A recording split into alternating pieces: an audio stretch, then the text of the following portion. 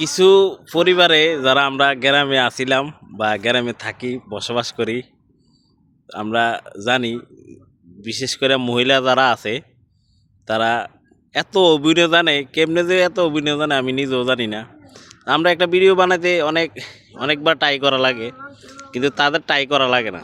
তারা এভাবে প্রশিক্ষণপ্রাপ্ত, মানে বলার বাইরে, মানে কী করে টেনশনে থাকে কখন যে কাজ ঝগড়া টগড়া লাগাইতে পারবো।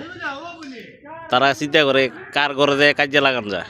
তো কেমনে লাগায় জানেন, সুন্দর করে যাইব, যাই এমনি আস্তে ঢুকবো আর কি, গুমরাটা দিয়ে সুন্দর করে এমনি গুমরাটা দিয়ে কেউ না দেখে আস্তে যাইব, যাই এ করবো বই না আসতিবেলা আগবো, তোরা তো দেখি না অনেকদিন, আবার আইনা তোর কাছে কতদিন তোর কথা কত মনে পড়ে।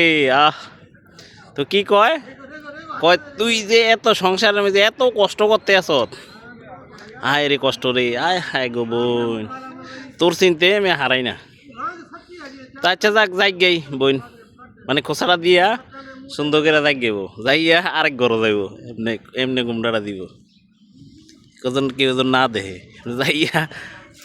এবার ছোটো বেরিয়ে কইব যাইয়া, গো বোন কি খবর, আসতি বালা টালা, তো বইও খালা বইও বা যেডে কয়, তো কয় তুই যে নতুন আইসত সংসার, হেতি তো সব যোগাই লেছে, টিয়া পয়সা সব বানাই লেছে, তুই তো বই এদিন কেন আইসত, তুই তো কিচ্ছুই পাইছত তা, আয় হায় তোর জীবনটা শেষ।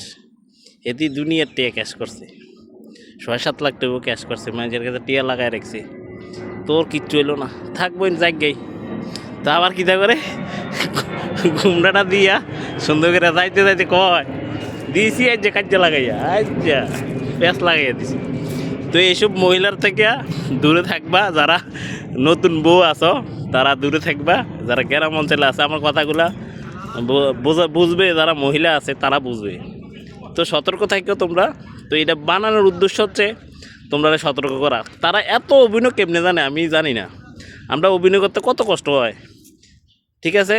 তো এই স্কুলটা তার কই আছে এটা আমি জানলাম না এই পর্যন্ত।